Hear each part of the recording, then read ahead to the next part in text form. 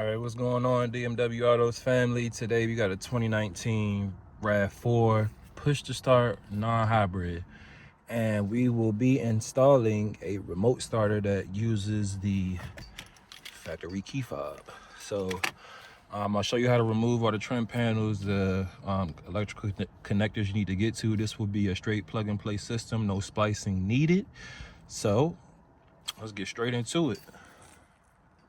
And I gotta give a disclaimer, and I'll start doing this in all of my videos. The first disclaimer for this is I do not own any of these vehicles that I am installing any of these products on. That is first.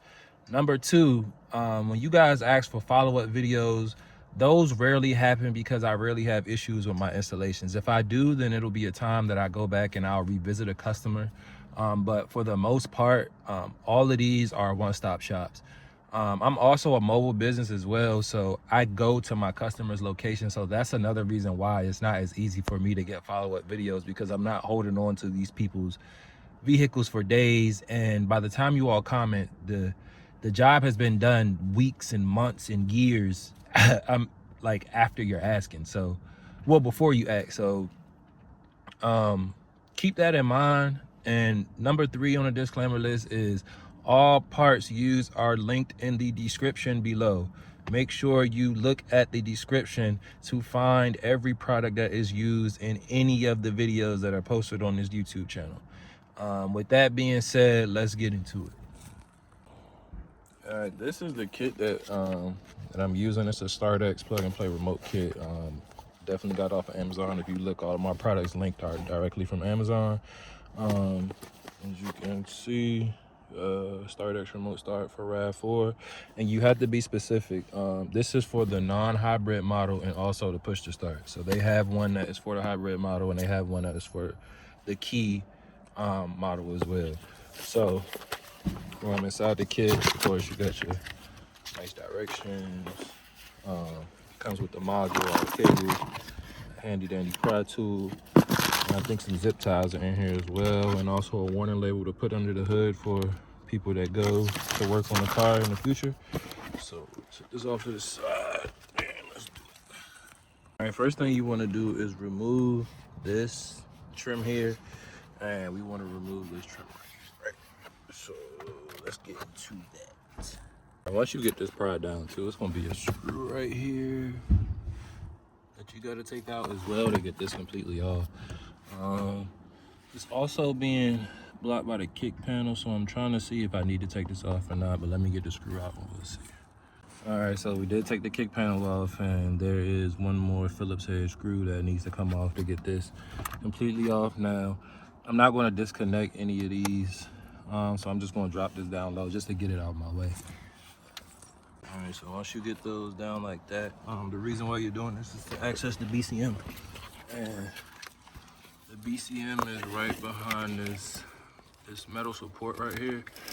As you can see, all the wires will move this out the way. It's back there, right there, where all those wires are connected. Yep, right there. So now we can next step is to get the steering wheel column cover off. It's gonna be 3 screws, so it's gonna be one here. I'll have to turn the car on to get this one off, and then it's another one on this side as well. So I'll show you. All right, you got your first one removed. Now we will put the car in the on position. Turn the steering wheel to the side.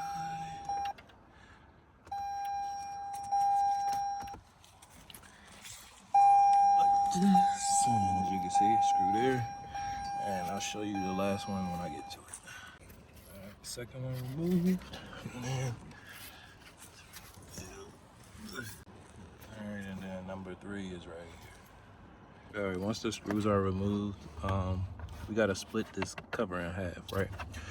So you can use the pry tool that came with set, and basically we just gotta split it here, just like that, one side, and come over here, do the same here. Boom.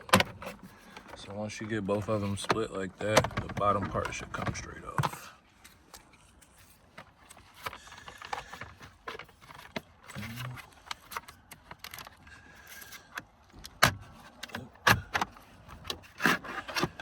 Take that off, and now it's time to get to the wiring.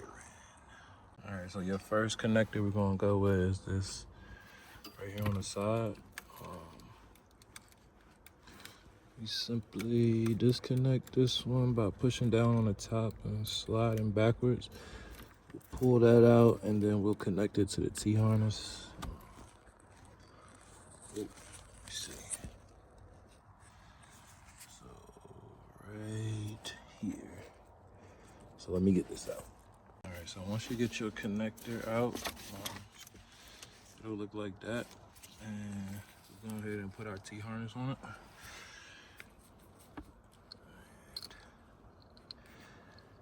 Fit straight like that till you hear it click, and that is the first connection that needs to be made. All right, so our next connections are going to be in the BCM, and it's this slot here. So we'll be using the bottom two, and we'll push the tab at the left here and pull it out and disconnect both, and we'll connect those to our T-harness here and here, and then the opposite sides of the T-harness will connect back into the BCM. So let me get this out, show you what it looks like, and then I'll show you the connection to the T-harness, and then I'll show you it going back in. All right, so once you get both removed, they'll look like this. It'll be two empty slots there and below it. So now let me hook up the two T-harnesses to these and make sure they fit. If they don't fit, then it's not the right one, and then we'll plug this right back into the spot that it came out of. All right, as you can see, we got the connections connected to the T-harness here. And another thing too is make sure you pass the wire behind the steering, well, under the steering column like this, and then behind the this metal support right here, right? So then that way, when you finish with everything, you can tuck it back in. All right, so other than that, now I'm gonna plug the T-harnesses back into the BCM and move on to the next part. All right, so now that we got the BCM plugged in and locked in, now we need to move on to the actual module itself. So according to directions, we need to connect the 6-pin red connector into the red slot. We need to connect the 5-pin connector into the white slots, and then we will use, it also comes with like a hood pin and an optional ground trigger. You don't really need that. The RF kit connector, I don't think this came with that. That might also be an optional feature. Well, no, that's in the harness itself. Coming off of the harness, and that will go into the side. So let me just get all of this wired in, and then we're gonna move on to the programming, because that's probably the part that you might get confused a little bit on. So I'll show you how to do it. All right, so for the programming, you have to put these wires into the module like in a type of synchronization. So we're gonna hold the programming button first, and then we're gonna start with our first connector, was the red, white, and blue cables. So we'll plug that in, and we're gonna wait for this to momentarily light up blue like that, and we'll let it go. So once it does that, we'll insert the remaining 3 connectors. So we'll go 1, 2, and 3, and we're going to press the push to start button twice to turn on the ignition, and we're going to wait for the blue light to flash rapidly.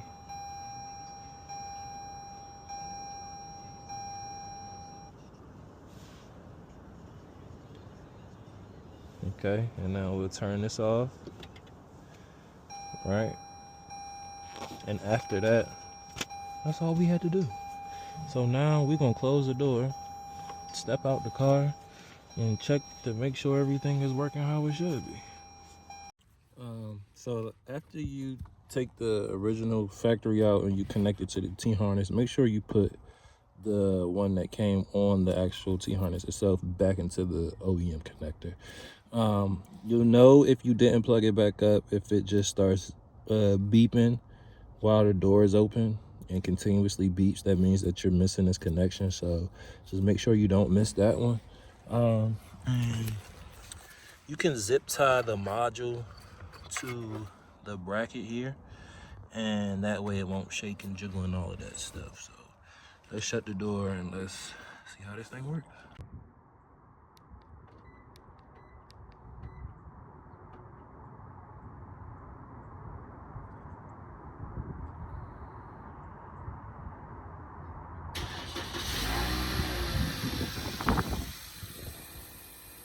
All right, so 3 clicks on the button turns it on. It'll stay on for 15 minutes, and the security feature is once you open the door, it'll shut the car off. 3 clicks on the lock button again will turn off the remote start, and that's basically it. So let's try to turn this off. Beautiful. All right, so we'll fire it back up again, and then we'll open the door to make sure that security feature works as well.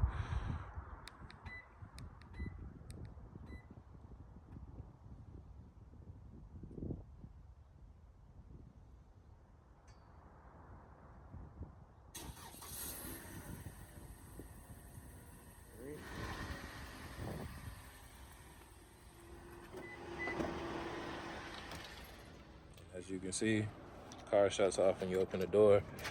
Beautiful. So if you happen to miss any of the connections or you don't put it together the right way, remember that you'll have to reprogram this and go through the programming steps again. I did miss this connection at first, and the car just continuously beeped.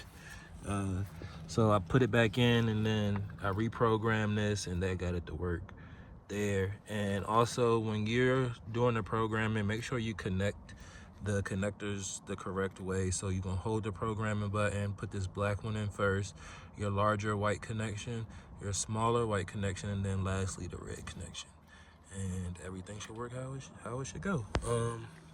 Yep, comes with directions. We will put this sticker under the hood and get this back to the customer and call it a day. Thanks for tuning in. Like, comment, share, subscribe.